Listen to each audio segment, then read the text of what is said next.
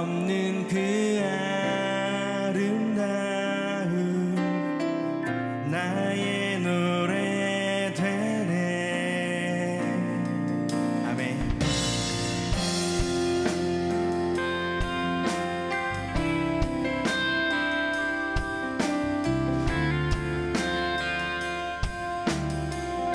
함께 고백합시다. 주께서 지으신 모든 세계 주 영광 볼 때에 감출 수 없는 그 아름다움 나의 노래 되네. 주 얼굴 대할 때에 내 영혼 송축해. 아름다운 그 이름 내 영혼 선포해. 여호와 주님 주의 이름이 온 땅 가운데 어찌 아름다운지요. 여호와 주님 주의 이름이 온 땅 가운데 어찌 아름다운지요.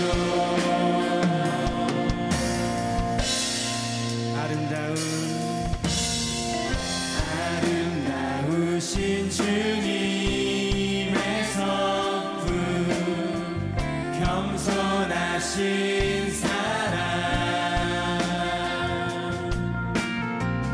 비교할 수 없는 그의 이름 영원히 노래해. 주 얼굴 대할 때에 내 영혼 송축해. 아름다운 그 이름 내 영혼 선포해. 여호와 주님 주의 이름이 온 땅 가운데 어찌 아름다운지요. 여호와 주님 주의 이름이 온 땅 가운데 어찌 아름다운지요. 여호와 주님 주의 이름이 온 땅 가운데 어찌 아름다운지. 여호와 주님 주의 이름이 온 땅 가운데 어찌 아름다운지요.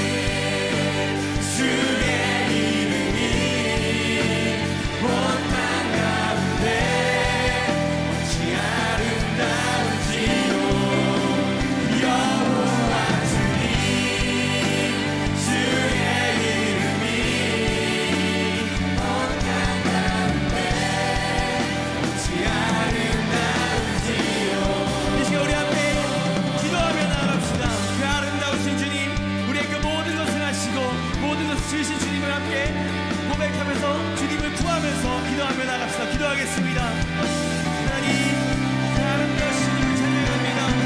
놀라우신 그 이름을 높이며 나아갑니다. 이 시간 모든 예수 그리스도 그 이름만이 우리가 어제 생각하게 하시고 예수 그리스도 그 이름만이 우리가 높이며 부르짖으며 나아가게 하여 주옵소서. 주님의 그 아름다우신 바라보며 그의 놀라우신 우리 앞에서 우리가 높고 외쳐나가게 하여 주옵소서. 주님께 찬양하며 주며 예배하며 옵니다. 주님을 높이며 온다. 주님 우리 앞에 있어서 영광의 붙잡아 주옵소서. 오직 주의 이름으로 얻을 수 있습니다. 주 영광의 주 우리의 모든 주 되신 예수 그리스도 그 이름으로 알려주시옵소서. 살아계신 주님을 찬양합니다. 우리의 모든 이유 되신 예수 그리스도 그 이름만을 경배합니다. 이 시간 드려질 그 모든 찬양 가운데 주님이 주신 그 자유함으로 우리가 외치며 뛰며 주님을 고백하게 하여 주시옵소서. 모든 영광 주님께 올려드립니다. 살아계신 우리 주 예수 그리스도의 이름으로 기도드렸습니다. 아멘. 아멘.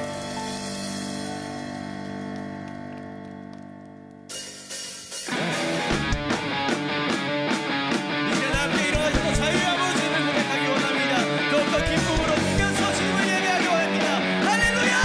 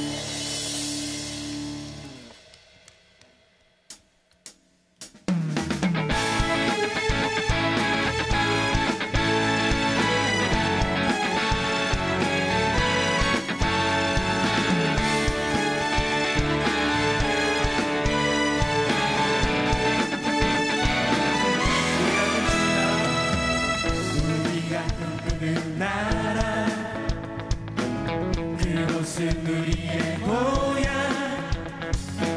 손에 잡히지는 않아도 믿음으로 그곳을 보내 그곳을 실존하기에 우리가 함께 꿈을 꾸기에 아무것도 없는 자 같으나 모든 것을 가진 자로다. 아멘. 사막의 샘이 넘쳐 흐르고 사자와 어린 양이 뛰노는 그곳 어린이 독사굴에 손 넣어도 되는 그곳을 하나님의 사막의 샘이 넘쳐 흐르고 사막의 샘이 넘쳐 흐르고 사자와 어린 양이 뛰노는 그곳 어린이 독사굴에 손 넣어도 되는 그곳에 하나님의 나라가 우리가 꿈꾸는 나라 우리가 꿈꾸는 나라 그곳은 우리의 고향 그곳은 우리의 고향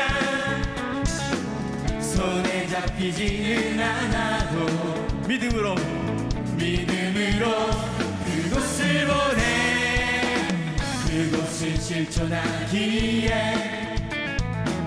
우리가 함께 꿈을 꾸기에 아무것도 없는 자 같으나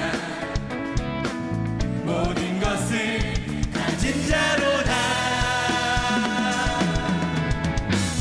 사막의 샘이 넘쳐 흐르고 사자와 어린 양이 뛰노는 그곳 어린이 독사굴에 손 넣어도 되는 그곳엔 하나님의 나라가 사막의 샘이 넘쳐 흐르고 사자와 어린 양이 뛰노는 그곳 어린이 독사굴에 손 넣어도 되는 그곳엔 하나님의 나라가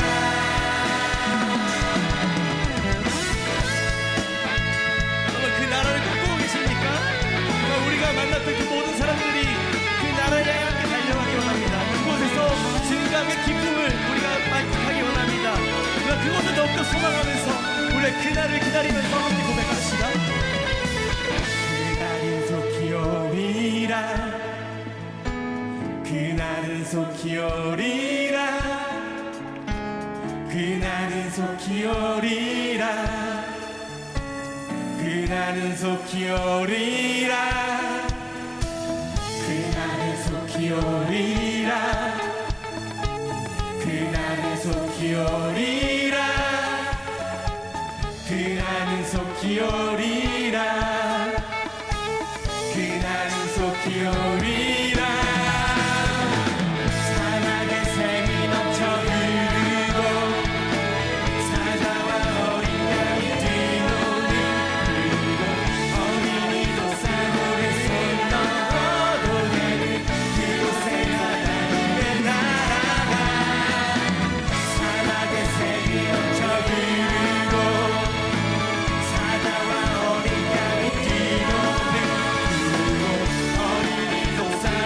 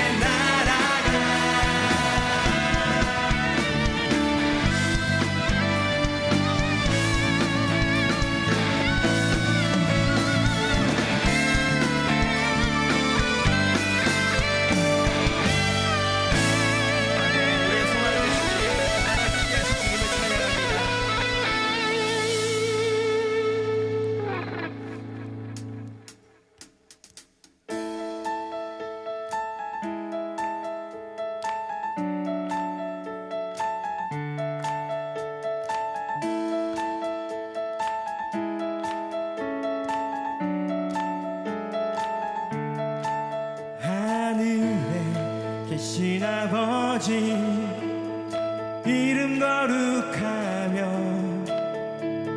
주의 영광 이곳에 가득하길 기도하네. 하늘에 계신 아버지 주 이름 다 외치며 주의 영광 이곳에 가득하길 기도하네. 아멘. 찬양해 새 노래로 찬양해 새 노래로 찬양해 새 노래로 주님께 주님의 나라 주님의 뜻이 하늘에 이뤄지듯이 모두 선포해 자비한 주 이름 이 땅에 이뤄지리라.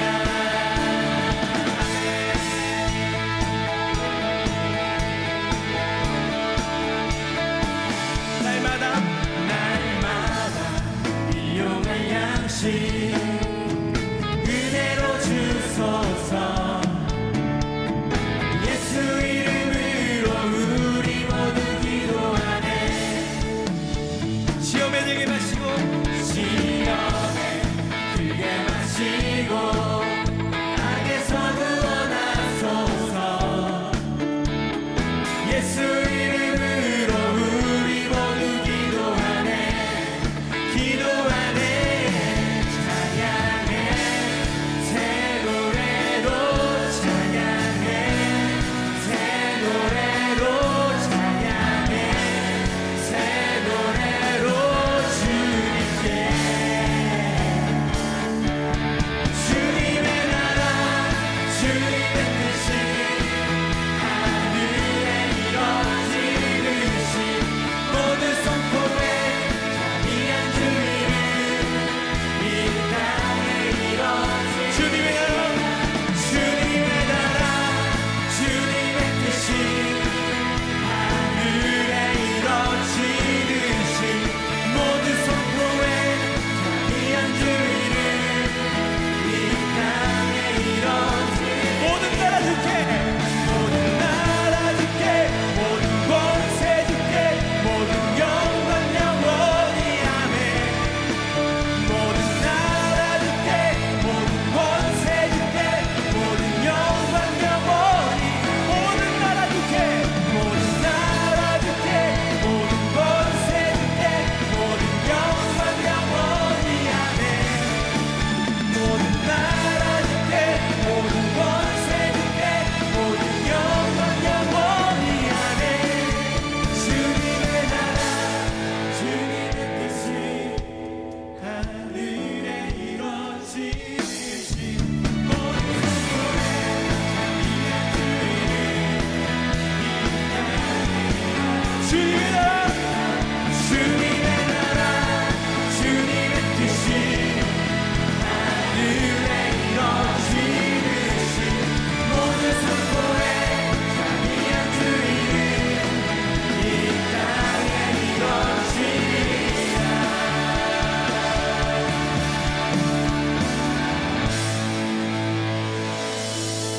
주님의 나라 주님의 뜻이 하늘에 이뤄지듯이 모두 선포해 자비한 주 이름 이 땅에 이뤄지리라.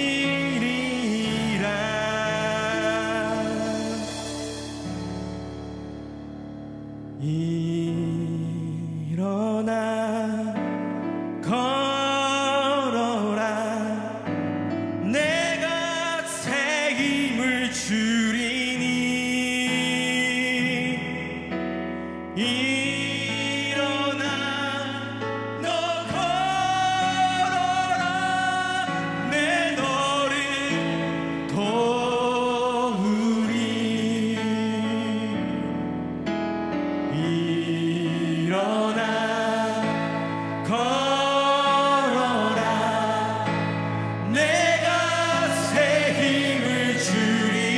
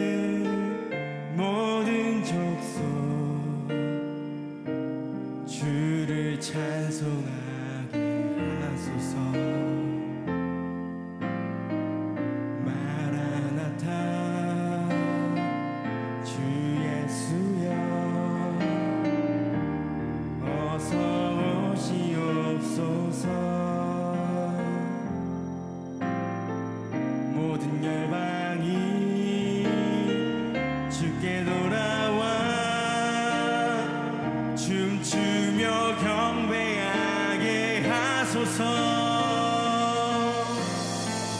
우리 주님 다시 오실 길을 만들자. 십자가를 들고 땅 끝까지 우린 가리라. 우리 주님 하늘 영광 온 땅 덮을 때 우린 땅 끝에서 주를 맞으리. 마라나타 마라나타. 아멘. 주 예수여 오시옵소서.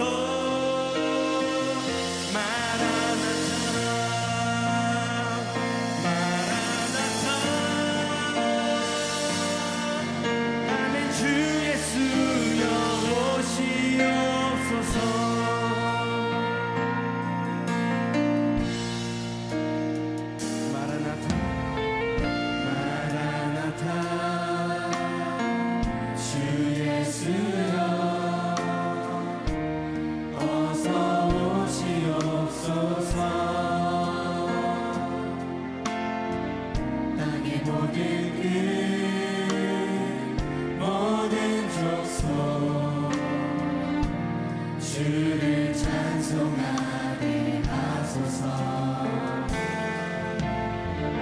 마라나타 주 예수여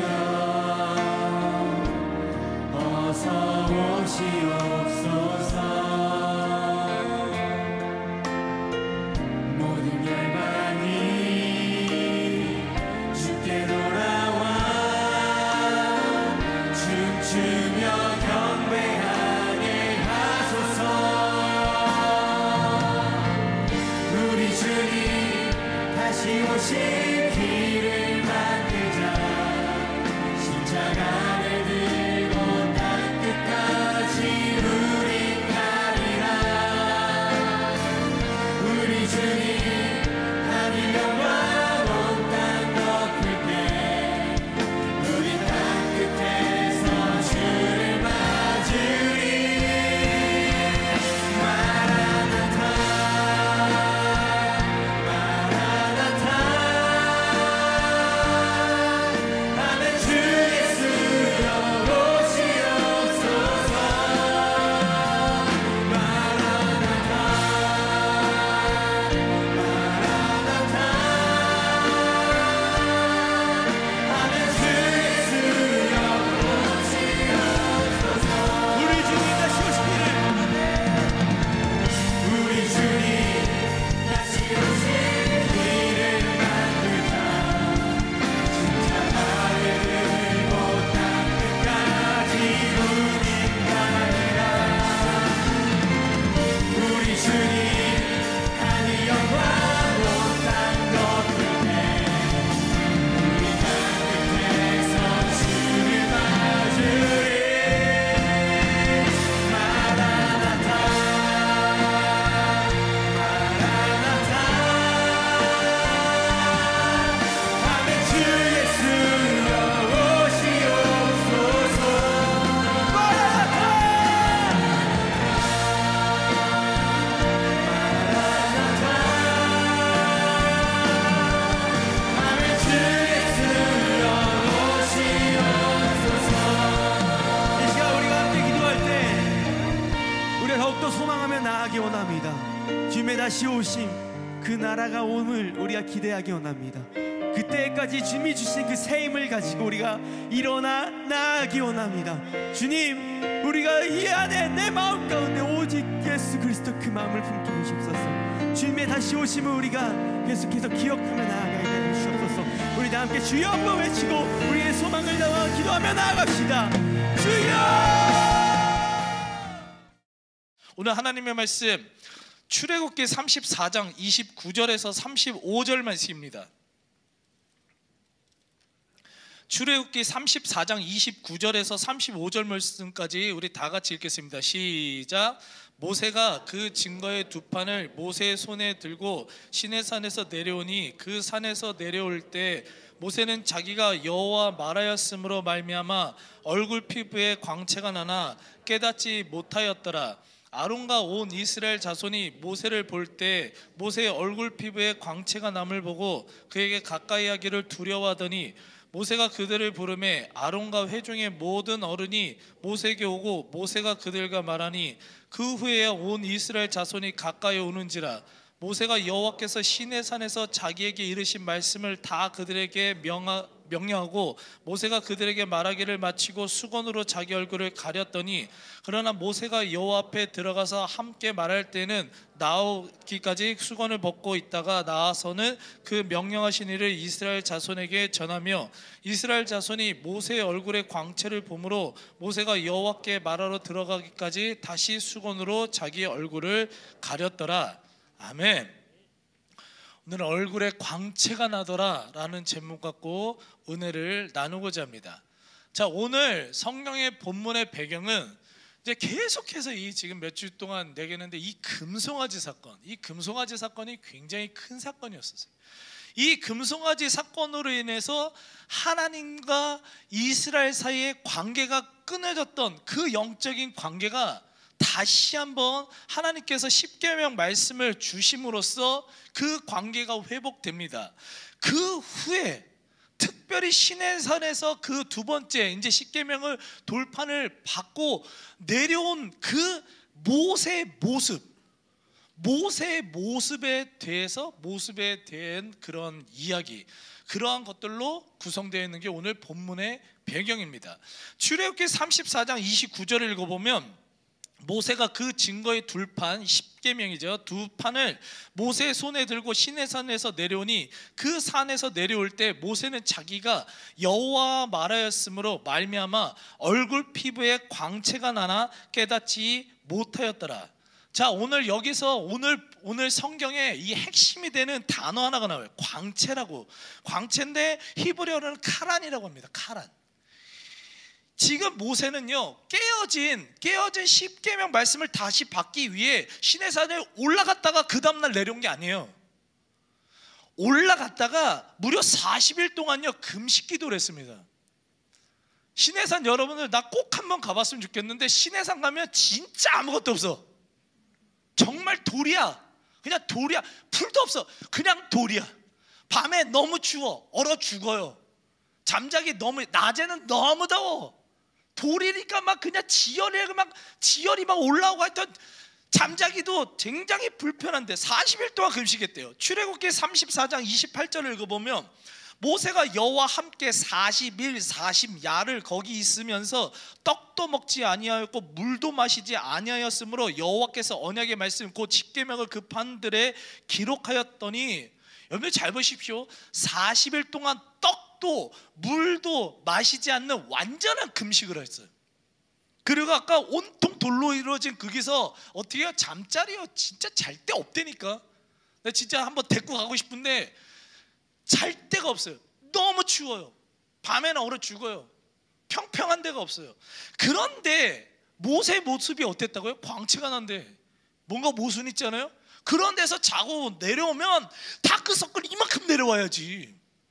안 그래요? 다크서클만 이만큼 내려오고 잠도 못 자서 막 얼굴 완전 조치하고 씻긴 뭘 씻었겠어. 40일 동안 완전 냄새와. 어우, 완전 그 꿀있네. 옷도 못 갈아입었을 거고 막 여러분 한 40일 동안 옷 안 갈아입어봐. 오늘 같은 날 그 사람 옆에 내가 근처에도 오지 마. 그런 사람들 너무 냄새나고 조치하고 막 굶었으니까 당연히 얼굴에 무슨 생기가 있겠어.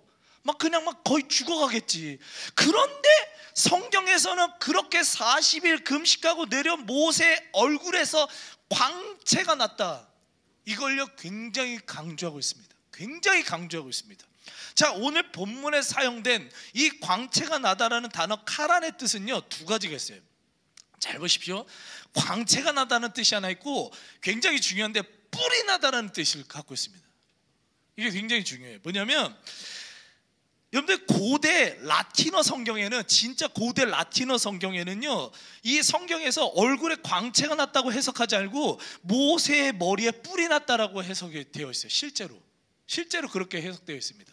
그리고 중세시대 많은 예술가들이 실제로 뿔이 난 모세의 모습을 그리거나 조각한 작품들이 굉장히 많습니다.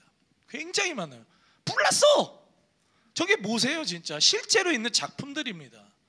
뿔이 난 모세의 모습. 이 단어의 해석 문제로 성서학자들 간에 굉장히 오랫동안 논쟁이 있어요. 뭐냐면, 어떻게 사람 머리에 뿔이 나냐, 아무래도 뿔이 나냐, 그 잘못된 해석이다, 이렇게 주장하는 사람도 있고, 또 다른 성서학자들은 뭐라고 주장하면, 하나님의 말씀이 빛과 같이럼 지금 모세 위에 쫙 임하였는데 그 빛이 마치 뿔과 같이 보였다는 거예요. 뿔과 같이 이렇게 보였다는 거예요.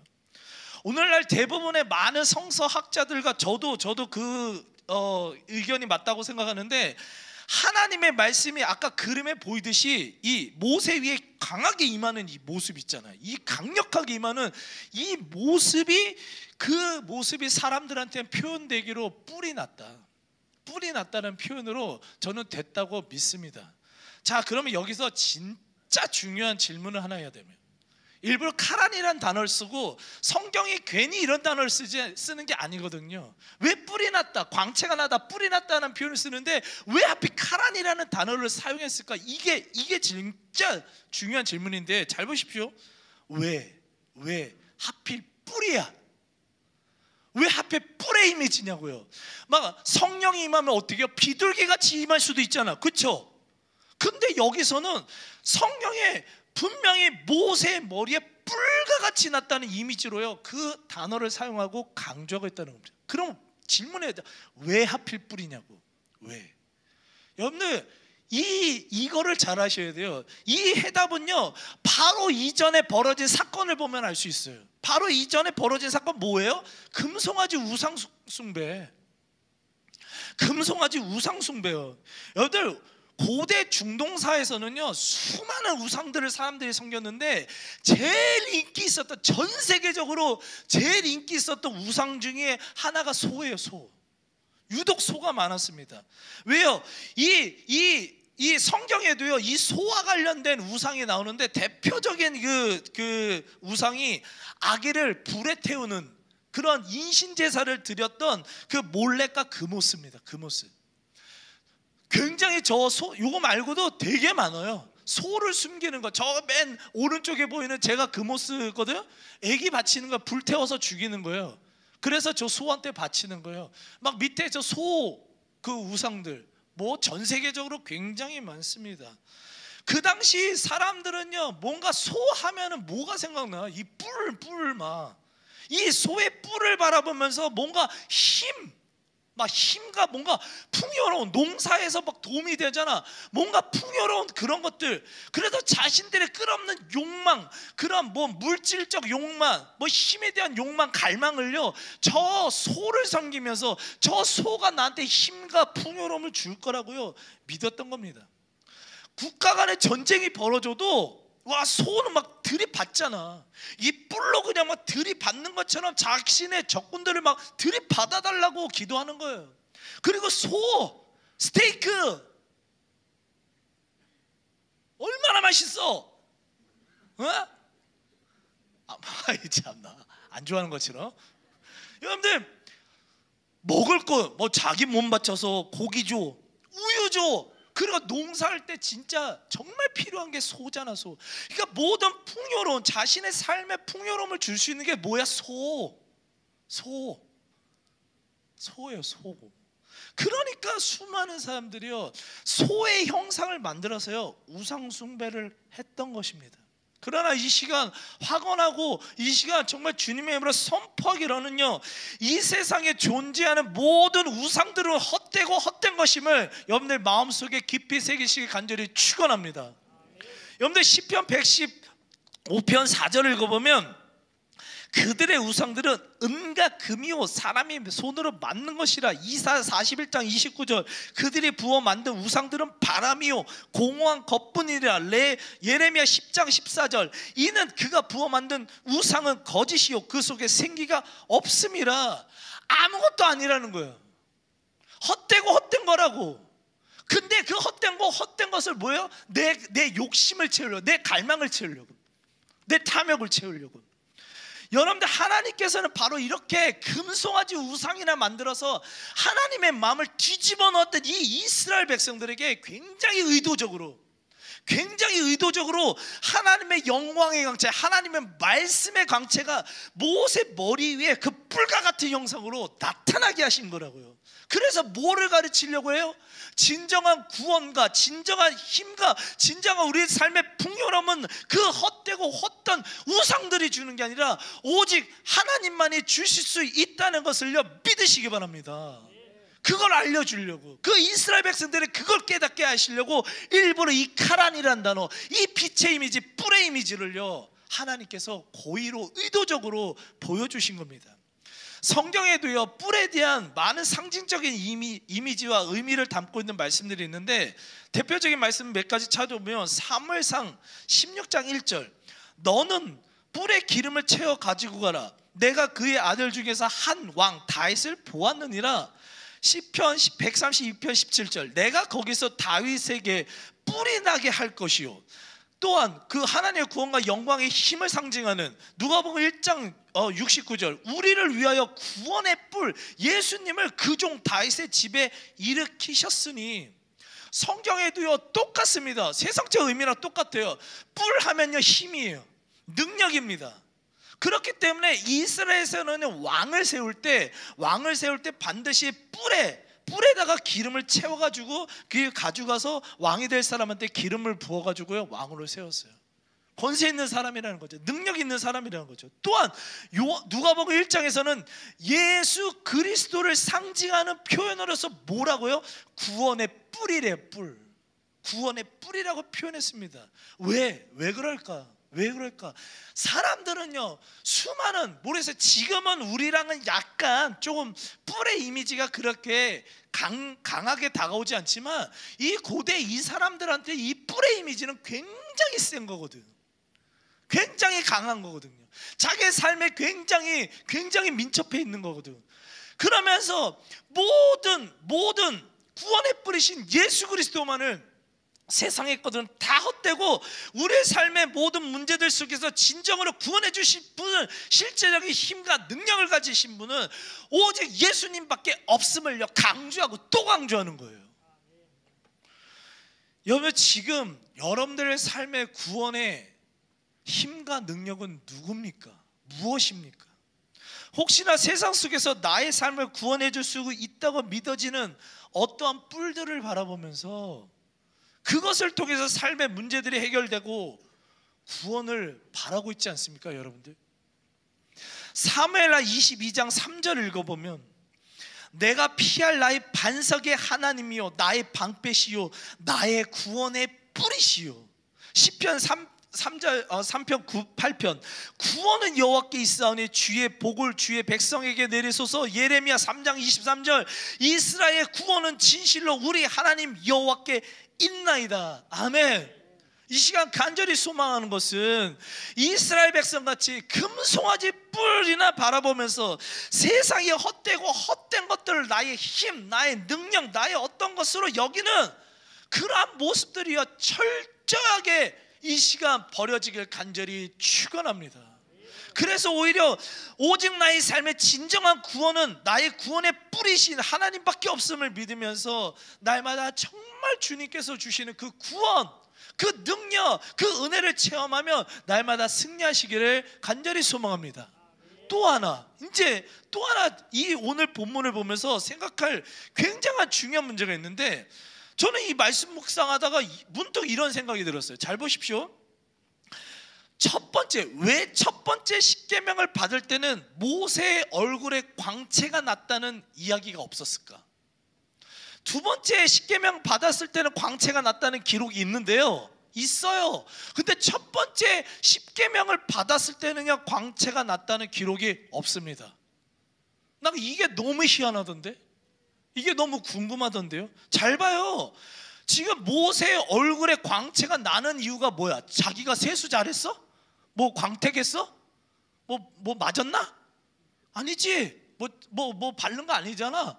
이 사람이 지금 광채가 난 건 누가 봐도 하나님의 얼굴을 맞대고 하나님의 영광과 말씀의 능력이 그 모세한테 남아 있었기 때문에 얼굴에 광채가 났다고 지금 표현되고 있거든요.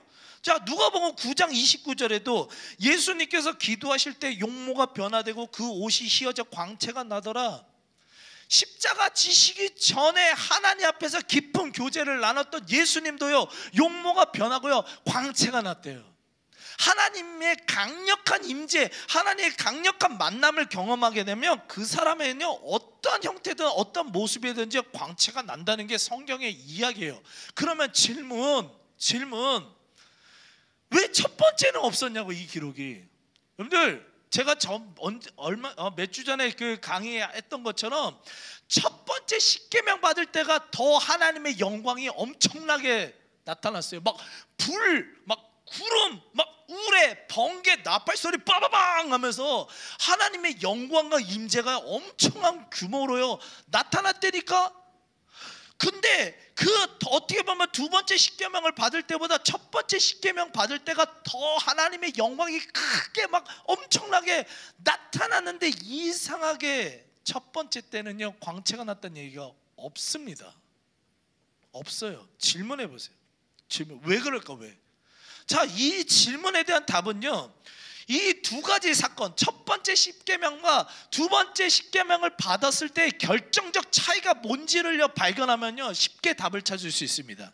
자, 한번 따라해 보겠습니다. 아직 졸린 사람들 많은 것 같다. 따라해 보겠습니다.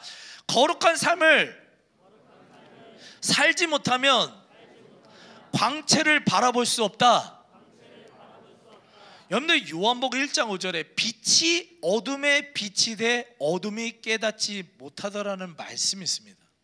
잘 보십시오. 저는요 확신하고 정말 확신해요. 첫 번째 모세가 십계명 받았을 때도 그 얼굴에 광채가 났을까 안 났을까요? 났지. 왜 안 나? 하나님의 영광의 말씀을 받았는데 왜 광채가 안 났겠어요? 하나님의 그 엄청난 임재가 있었을 텐데. 그러면은 첫 번째와 두 번째 둘 다 모세는 내가 봤을 때 광채가 났어. 근데 왜 첫 번째는 왜 광채가 났다는 기록이 없었을까요? 왜 없었을까요? 차이는 뭐예요? 이스라엘 백성들의 영적인 상태였다고요. 첫 번째 십계명의 말씀을 받을 때는 이 사람들은 그렇게 수많은 기적을 눈으로 봤어. 홍해를 가르시고 막 물을 막 반석에서 물을 내리시고 아말렉 군대를 막 물리쳐 주시고 메추라 만나기 막 주고 막 엄청난 능력을 보는 하나님을 경험했는데도 어떻게 문제가 닥쳐올 때마다 어떻게 불판, 불만, 불평, 불만, 불평, 불만, 불평, 불만, 끊임없이 불평, 불만. 그게 결정적으로 나타난 최고의 사건이 뭐예요? 금송아지. 그런 영적인 상태였다고. 뭐예요? 이 사람들 어둠이었었다고. 삶 자체가 어둠이었었다고요. 죄악이었었다고요. 어둠이었었어요. 그러니까 요한복음 1장 5절의 말씀같이 빛이, 광채가 어둠에 비쳤는데 어둠이요 깨닫지 못하게 되는 거예요. 거룩하지 못하면은요 못 깨달아요.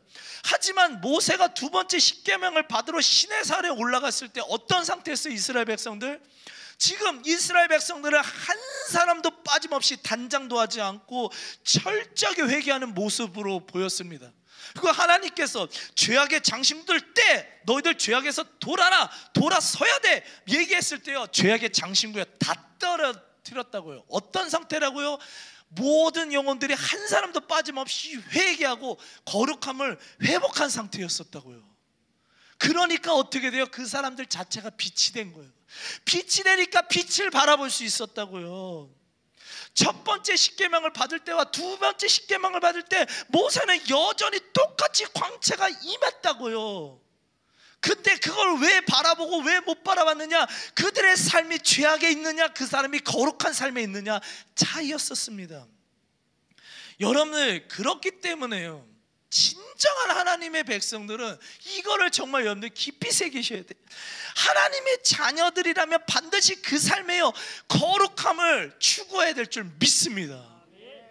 거룩함을 추구하셔야 돼요. 왜요? 거룩한 삶을 회복하지 못하면 예배, 말씀, 영적인 사역을 통해서 지금 이 순간 하나님의 광채가 보여야 돼. 지금 나한테 광채 보여요? 광채 보이는 사람들, 은혜스러운 사람, 광채 안 보이는 사람은 회개해요. 이러면 좀 웃기겠지만 여러분들, 광채라고 해서 무슨 뭐 빛이 진짜 이렇게 뭐 이 시대 때는 그게 좀 필요했었고 지금 이 시대는 말씀의 이 빛이 영향력이 여러분들한테 가냐고요. 이 말씀의 광채가 여러분들한테 가냐고요. 그리스도의 삶의 모습이 지금 여러분들한테 가고 있냐고요. 비치고 있냐고요. 깨달아지고 있느냐고요. 지금 이 말씀 전파하는 이 시간 자체가 광채가 빛나고 있는 이 시간인데 이게 지금 여러분들 깨달아지고 있냐고요. 깨달아지만 여러분들 지금 거룩한 삶 가운데 있고 지금 이게 아무 그냥 쓸모없는 자장가같이 들면 여러분들 아직 어둠 속에 있습니다. 물론 한 예는 들게요. 아직 내가 새 가족들 가운데 막 그런 얘기 하는 사람도 있다고 그러더라고요. 우리가 지금 거룩한 습관을 위해서 말씀 3장씩 읽고 3번 예배 드리고 3분씩 기도하고 그거 못하면 나는 죄인인가요? 새 가족들은 당연히 한 번만 예배 잘 나오세요. 그래도 정말 여러분들 정말 훌륭하십니다. 그런데 제가 말하는 건 좀 더 신앙의 열정이 있고 어느 정도 이게 신앙생활을 한 사람들은 반드시 여러분들 거룩한 습관이 있어야 된다. 습관이 있어야 된다. 이 광채가 여러분들한테 영향으로 미쳐져야 된다고요. 또한 여러분들이 거룩한 삶의 모습을 통해서 하나님의 영광이 광채가 비춰져야 되는 그 이유가 뭐예요? 여러분들이 바로 그 빛을, 하나님의 영광의 그 광채를 이 땅에 빛을 통로라는 빛의 자녀임을 믿으시기 바랍니다. 하나님이 직접 비치실 수도 있지만 하나님은 이 시대에 여러분들 통해서 하나님의 광채가요 모든 삶의 구석구석에 나타나길 지금 원하시고 계시다는 거예요. 마태복음 5장 14절을 읽어보면 너희는 세상의 빛이라. 빌립보서 2장 15절 이는 너희가 흠이 없고 순전하여 어그러지고 거스른 세대 가운데서 이 세대 가운데서 하나님의 흠없는 자녀로 세상에서 그들 가운데 빛들로 나타내며. 아멘. 하나님은 지금 뭐를 원하세요? 여러분들의 빛의 자녀들이 돼서 여러분들이 이 세상을요 비추라고요. 이 더러워진 세상을 비추라고요. 질문해 보겠습니다. 스스로 질문해 보십시오. 지금 여러분들 삶 가운데 어떤 하나님의 광채가 보여지고 계십니까? 말씀 가운데, 아니면 예배 가운데, 기도 가운데, 찬양 가운데, 어떤 삶의 헌신 가운데 어떤 광채가 지금 여러분들 보여지고 계시냐고요. 또한 지금 여러분은 내 삶이 빛의 자녀와 더 가까운 삶을 살고 있는지, 아니면 교회에 나오면서 여전히 교회에 나오면서도 어둠의 자녀의 삶에 가까운지요 돌아보셔야 돼요. 여러분들은요 반드시요 빛의 자녀가 되시길 간절히 축원합니다. 마태복음 5장 16절, 에베소서 5장 8절 9절 읽으면서 오늘 말씀을 마치고자 합니다. 이같이 너희 빛이 사람 앞에 비치게 하여 그들로 너희 착한 행실을 보고 하늘에 계신 너희 아버지께 영광을 돌리게 하라. 에베소서 5장 8절 9절 너희가 전에는 어둠이었더니 이제는 주 안에서 빛이라. 빛의 자녀들처럼 행하라. 빛의 열매는 모든 착함과 의로움과 진실함에 있느니라. 아멘. 착한 행실이요, 그냥 도덕적 착한 행실 말고, 그건 세상 사람들 다 할 줄 알아. 그거 말고요, 하나님 보시기에 좋은 삶, 하나님 보시기에 기쁜 삶, 하나님 철저하게 말씀에 근거한 착한 삶을요 살아가시길 간절히 소망합니다. 여러분들이 그러한 삶을 살 때 여러분들의 그 빛의 자녀처럼 행하는 그 삶을 통해서 빛의 열매들이 여러분들의 삶 가운데 구석구석 맺혀지게 될 줄 믿습니다. 그렇기 때문에 이 시간 완전히 소망하는 것은 모세가 하나님의 말씀을 받았을 때 그 얼굴에 광채가 난 것처럼 여러분들도 이 시간 말씀의 영향력, 예배의 영향력, 기도의 영향력, 찬양의 영향력, 모든 헌신과 봉사의 영향력 속에서 여러분들의 삶에 광채가 나는, 빛이 나는 삶을 사실 간절히 축원합니다. 또한 그 말씀의 광채, 영광의 광채가 하나님의 말씀을 실천하면서 착한 삶을 살면서 여러분의 삶의 구석구석에서 소망의 빛, 구원의 빛, 기쁨의 빛이 여러분들 삶 가운데 물들이고 그러면서 이 세상이 바로 이 시대의 빛의 자녀들인 여러분들 통해서 모든 어둠 물러지고 하나님의 빛, 광채만이 드러나지길 간절히 축원합니다. 아멘.